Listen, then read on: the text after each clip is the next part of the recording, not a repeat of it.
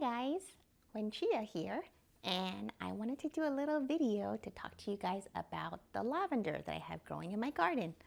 I love lavender. Well, I love any kind of flowers that are beneficial for pollinator insects and also that smell good. I can use it for display, I can use it for eating, making teas. So I love this, any kind of things like this. So here's some lavender that's from my garden. It's in my kitchen.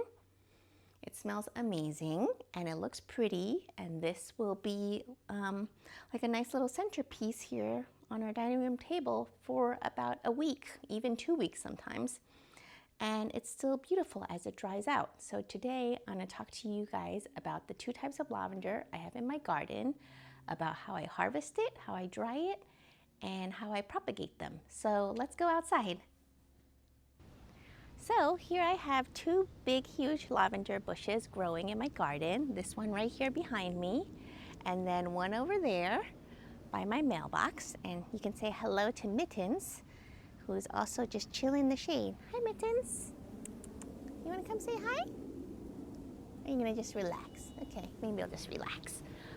Okay, so I have my handy dandy basket that you probably have seen me use before for collecting peaches. I just put some fabric in here to prevent the lavender from blowing away through these little holes, but it's nice to have a basket handy. And then I have my favorite scissors, and all you have to do is just cut the lavender at the stem. So I'll show you 2 different ways I like to harvest. Actually, let's go harvest down here if you want to follow me. And it's easy for me to get to. Okay, and it's very sunny out, but lavenders love sun and they're very drought tolerant, so that's another great reason to plant them, is because they don't need very much water. So one easy way to do it is just to cut a bunch of stems off like this. Just see, very easy to harvest. And the wonderful thing about lavender is the more you cut it, the more it grows. It loves to be trimmed and harvested. So look at all these beautiful blossoms. And then I'm going to take a bunch like this, and the stuff that I had inside was pretty much harvested this way. You just clip. And then let's see, I think that's a good bundle. So here's a good bundle of lavender. And then I just take the bundle like this, a nice stem like this of lavenders. And this makes a great gift too. And then if you just have any kind of rope, I like to use like a natural organic rope. This is just a paper rope, and just wrap it around and tie a little bow.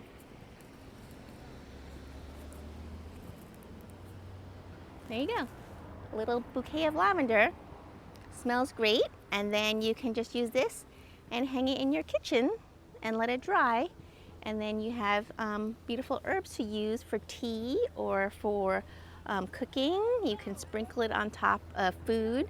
It's a great herb, like as part of herbes de Provence if you're roasting potatoes or chicken. It's so good. And another wonderful thing to make is lavender lemonade. Maybe we'll do that in another video because we have so many lemons in my yard. I'll make some lavender lemonade next time. That smells nice. Okay, so that's one way to dry some beautiful lavender, to tie it up in a bundle. Or the other way is to have your handy dandy basket, and then you just harvest the tops off like this. And then you just cut them off, and you can see some of these I've already pretty started drying out, but it's okay to do both because eventually they will all dry out and then you'll have dried lavender. So I'm just going to cut this off, throw it in my basket here, and just keep clipping.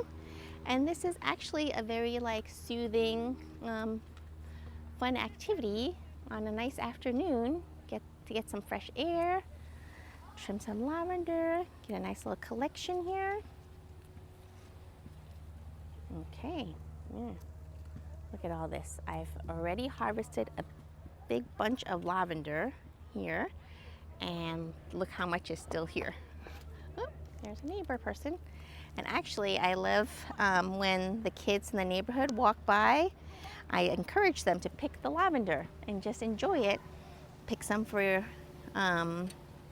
your friends and neighbors, and then it just grows back. Like after you cut them, they just grow back and you get more lavender. So you can never cut too much lavender is what I say.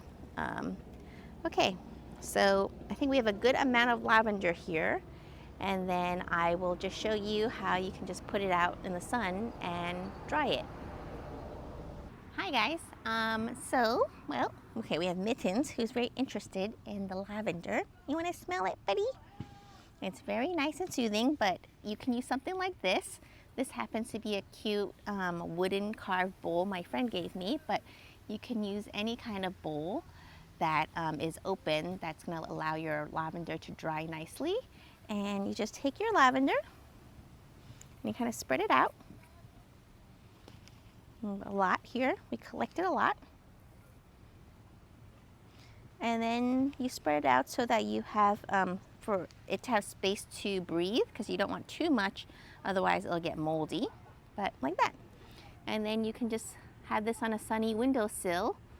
I wouldn't put it outside because what'll happen is if it's too windy, it'll just blow it all away, and then all your lovely harvested lavender will get blown into your garden, which would leave you with nothing to make your tea with. So having a little display bowl and keep it in your bedroom because it smells so nice, or you can put it on a sunny windowsill by your desk and then give it about a week to dry, and then you can put it in an airtight container, and that's it.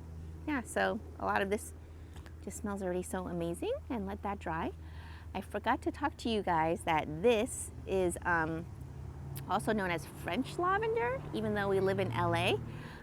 French lavender has like these kind of like stubby, shorter shapes, and mostly it is used for herbs and culinary uses, but there's also another variety which is English lavender, and I have that growing in my garden too, and we'll walk over and I'll show you guys that.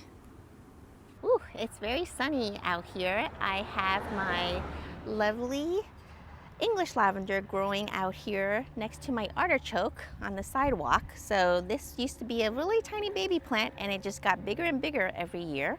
It does come back every year. I just wanted to show you guys the difference, but you can see that the English lavender is a much longer stem compared to the French lavender. See how it's much longer and it has a deeper purple color, whereas the French lavender has little round buds, and then this is much thinner and smaller and deeper color. But this, in the same way, you can just also harvest it the way I harvested the French lavender, and it also makes beautiful bundles. So you just cut a bunch,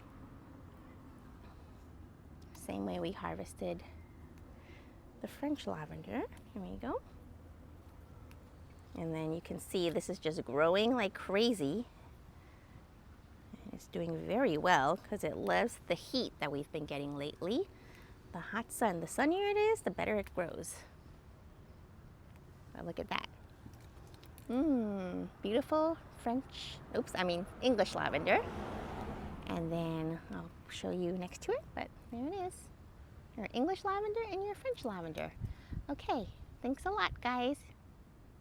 I wanted to also share with you guys the benefits of propagating lavender. So that big bush that I had, all those came from a small stem that a friend had given me, and it's very, very easy to grow your own lavender. You just have to get a branch with a little bit of a woodsy stem. So if you want to zoom in, you can kind of see how this is green, the stem, and then when it gets brown like that, woodsy, that's where it will grow roots from. And it's pretty easy actually. You can just take a stem like this, and then, let me just show you, but you just press it into the soil until the woodsy part. So here's some soil here, and then you basically just press it into the soil until the woodsy part is in the soil. And then after a couple of weeks, it'll start to grow roots. Lavender is very resilient and it will grow roots. And here's some examples of it in my garden box that I had propagated. lavender, and here next to it is rosemary, which we can talk about another time, but I've propagated a bunch of little seedlings here, little new plants that I can move to other parts of my garden or give to other people from just planting stems. So here I'm going to dig one up so you can kind of see, but you can also kind of, if you zoom in, you can see how, if you zoom in right here, you can see how in the stem it grows new little shoots. So that right here is a baby part, another baby. So let me dig it up and then you guys can see the roots.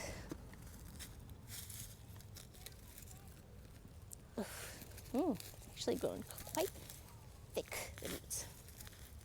It's very drought tolerant, so okay. Oop. There we go. That's a woodsy. But see how these beautiful roots it's grown? And that was the woodsy stem that I had pushed into the ground, and it just grew roots.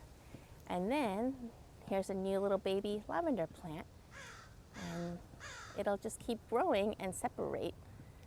And yeah, so easy. So here's a lovely growing lavender that I can plant in other parts of my garden, or I can give away, and then they'll get more lavender buds. It just keeps growing. So happy planting, everyone.